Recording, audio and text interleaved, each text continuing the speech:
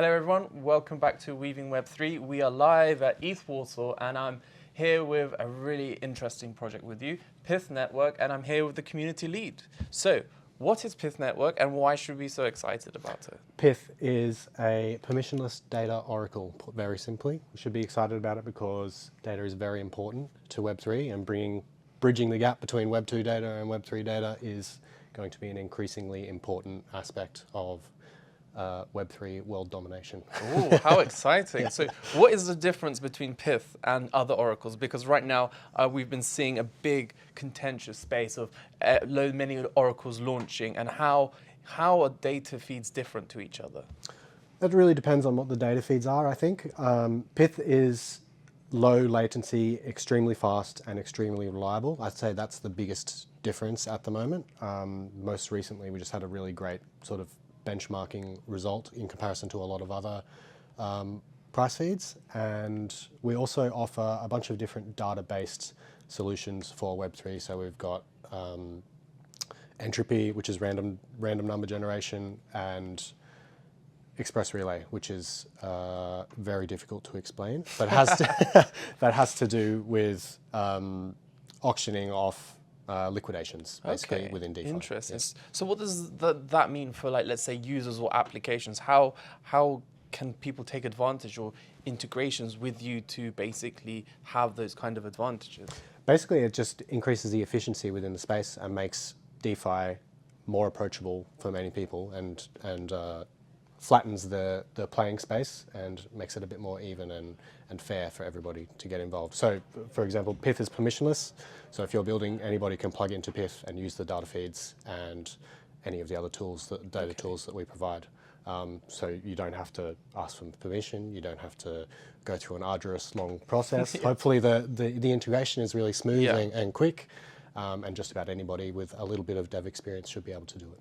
Do you think that's kind of like an advantage for having this permissionless? Because sometimes I understand there's people that will be too scared to be like, oh, I don't really necessarily trust it because they may not have like maybe a process, and some people be like, oh, I really love going through this due diligence and making sure that I have permission to use this. What's your approach on that?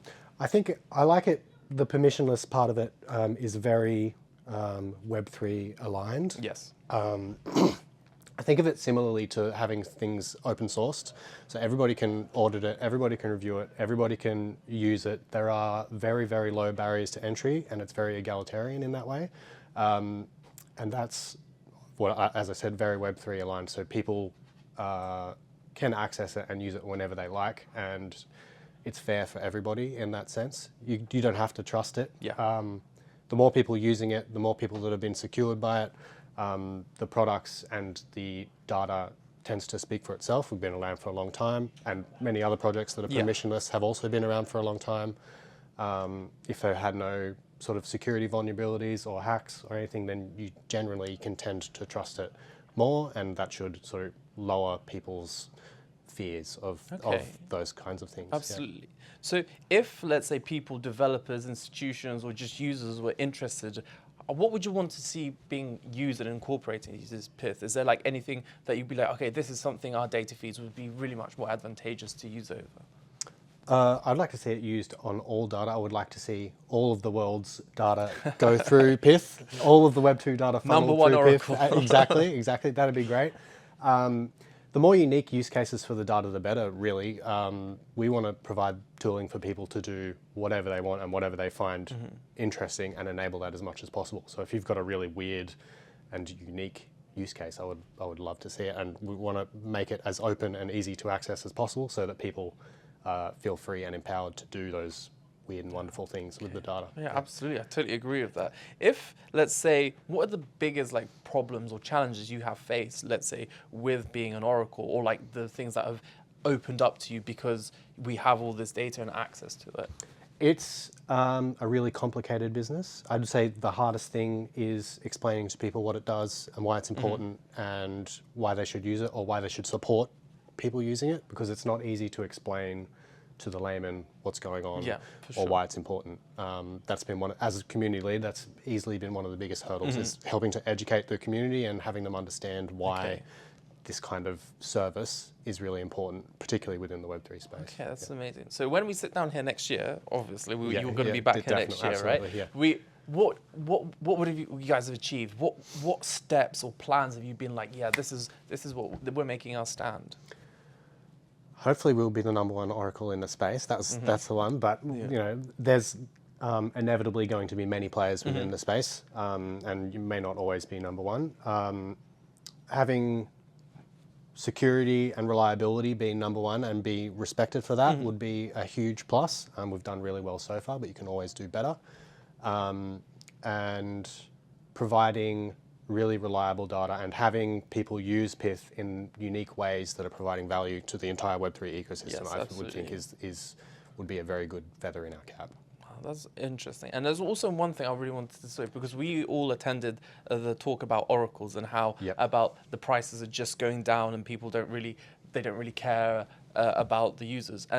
And then there was a mention about you guys are actually doing something to change that. Would you be able to explain to people how you differ from the other oracles in that sense? So there's a lot of different ways that you can potentially provide value to a token. I think one thing that wasn't mentioned in that talk was the fact that actually a lot of these protocols and tokens are hamstrung by regulation a lot, and you can only do so much without going to jail.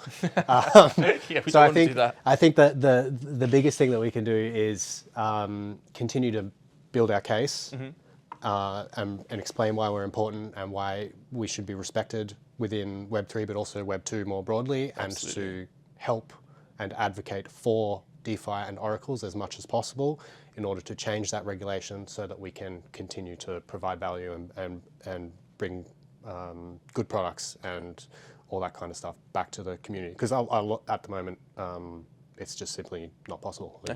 I agree with you, for sure. It is, like, at the end of the day, oracles are the lifeblood of DeFi, right? Data is so important, and if we don't value the people providing this data, it's like, what are we doing, right? That's right. Like, and it's I don't have to convince you, and you don't have to convince me. It's Gary Gensler and the regulators and all of the suits and the ties that we have to talk to and to lobby and to get them to understand why it's important and what value we can not only bring ourselves, but what value we can provide to them and everyone else. For sure. Is there anything that maybe we haven't mentioned or ever asked that you want to get across to the people? Why choose you?